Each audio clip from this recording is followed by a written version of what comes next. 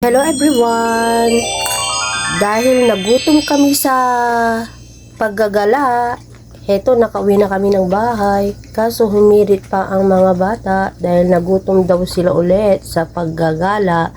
Heto, umorder na lang kami ng Jollibee. Ayan po. Wow! Ayan. Sana all! Iba na po yung lagayan ng Jollibee ngayon. Ang ganda na oh. Ayan po, ganyan po ang lagayan nila yung ano. Ito ay spaghetti, palabok, at adobo rice nila.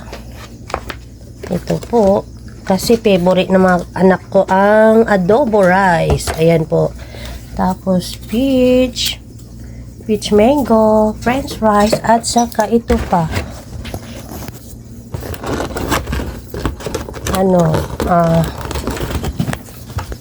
Fried chicken. Ito, nag-iba na rin yung lagayan nila. Dati bucket siya, oh.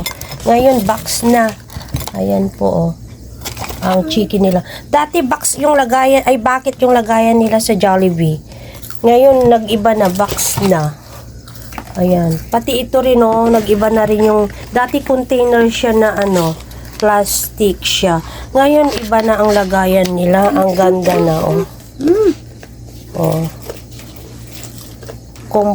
Na siya?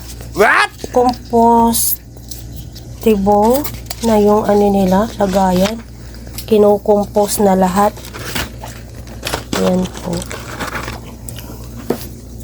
Nag-iba na yung mga lagayan nila. Ito, cute na yung lagayan nila, oh. Oh. Ayan, nagutom na talaga yung anak ko, oh. Oh, panay kain na nila, oh. Ang bilis nilang naubos yung french fries. Ito na lang natira. Yung adobo rice, hindi pa nila ginagalaw. Binanatan nila yung french fries muna.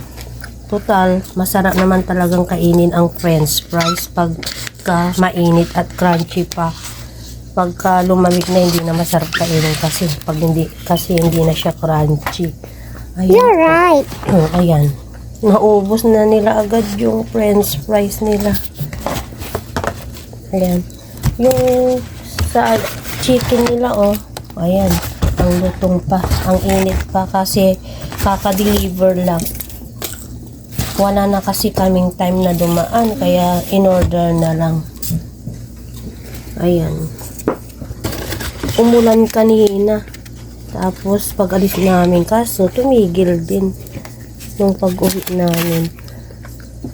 Ayan, nagala-gala lang. Tapos namili ng mga kailangan ng mga anak ko, mga kailangan namin.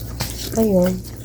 Thank you po. Thank you so much. Thank you. Tara, kain po tayo. Bye for now. Have a nice day and God bless. Happy blessed Sunday everyone.